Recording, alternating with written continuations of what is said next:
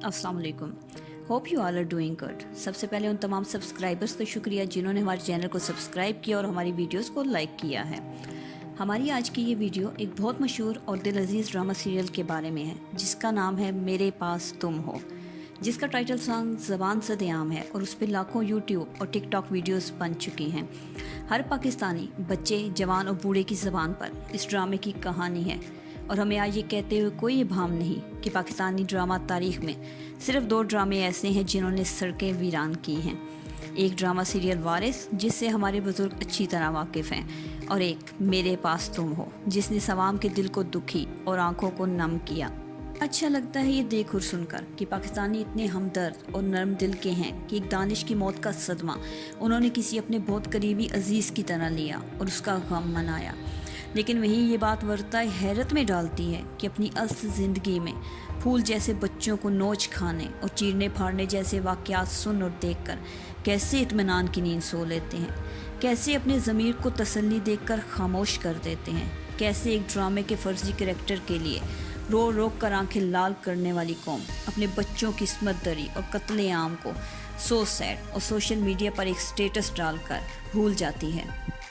ज़ैनब से लेकर हौज़े नूर तक कि किसी मुजरम को सरेआम फांसी क्यों नहीं दी गई, क्यों हमारे पॉलिटिशियन और मीडिया एक खबर चलाकर और बयान देकर केस क्लोज कर देते हैं, क्यों हमारे अपने रिश्तेदार ही अक्सर इन वाक़यात के ज़िम्मेदार निकलते हैं।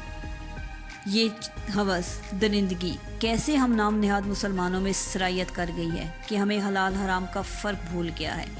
क्यों आज तक ज़िम्मेदारान को सरेआम सज़ा नहीं दी गई कि इस्लाम न से ही एटलीस्ट मौत का खौफ लोगों को इस जुर्म से रोक सके। पिछले 5-10 सालों में ऐसा क्या हुआ है कि हराम रिस्क, हराम रिश्ते, ज़ना, बदकारी, चोरी, डकैती, मुनाफ़कत हमारे माशरे में इतनी आम हो गई है कि अब हमें ये अजीब ही नहीं लगता। पहले माँ बाप कहते थे मगरिब के बाद घर से शरीफ बच्चे बाहर नहीं निकलते, और आज बेटी जब बाप को बताती है कि वो दोस्तों के साथ नाइट क्लब जा रही है तो बाप कहता है टेक केयर बेटा, हैव अ फन। और उसके क्या असरात हमारी नस्लों पे मुरतब हो रहे हैं ये आप लोग हमसे ज़्यादा बेहतर जानते हैं। ऐसे लड़के लड़कियां जब खुद माँ बाप बनते हैं तो उनके पास ना इखलाकी कदरें होती हैं अपने बच्चों को देने के लिए और ना ही इस्लामी तालीमात, और यही बेरा रवि नस्ल दर नस्ल मुंतकिल होते हुए लंडे के लिबरल और मुल्हिद पैदा कर रही है। हमारे बचपन में खिलौने टूटते थे और आज का 6-7 साल के बच्चों के दिल टूटते हैं और ब्रेकअप होते हैं। वारे तरक्की तेरे कमालात, और नतीजा ज़ैनब और हौज़े नूर की मसक शुदा लाश की सूरत में निकलता है। अगर आप अपनी औलाद को हराम रिज़्क खिलाएंगे तो उनसे हलाल की तवक्को मत रखिएगा। ये मौजू इतना वसी है कि इस पर जितना लिखा जाए उतना कम है, लेकिन हमारी एक कदना सी कोशिश है माशरे के बिगाड़ की वजूहात को जानने और अवेयरनेस क्रिएट करने की। हमारी आप सबसे बस एक गुजारिश है कि अपनी बेटी की लाश उठाने से पहले माशरे के सनासूर को ख़त्म करने की अपनी सी कोशिश ज़रूर करें, ताकि बदले में अल्लाह पाक आपकी बेटी की हिफाजत करे। अपने गली मोहल्ले और ख़ानदान में बच्चों पर शफ़क़त भरी नज़र रखें और नोटिस करें कि वो यहाँ किसके साथ हैं और क्या कर रहे हैं। और सबसे अहम, अपने बच्चों को रिज़्क़े हिलाल खिलाएं, चाहे थोड़ा हो, और अपने बच्चों को इस्लामी तालीमात सिखाएं ताकि एटलीस्ट आपका बेटा या बेटी किसी मासूम की बर्बादी के ज़िम्मेदार ना हो।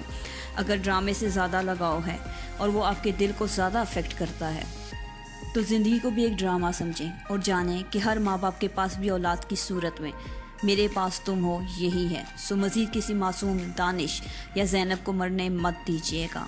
आपका, हमारा और मासूम बच्चों का अल्लाह निगहबान। अंदाज़े बयां गर्चे मेरा शौक़ नहीं है, अंदाज़े बयां गर्चे मेरा शौक़ नहीं है, शायद कि तेरे दिल में उतर जाए मेरी बात।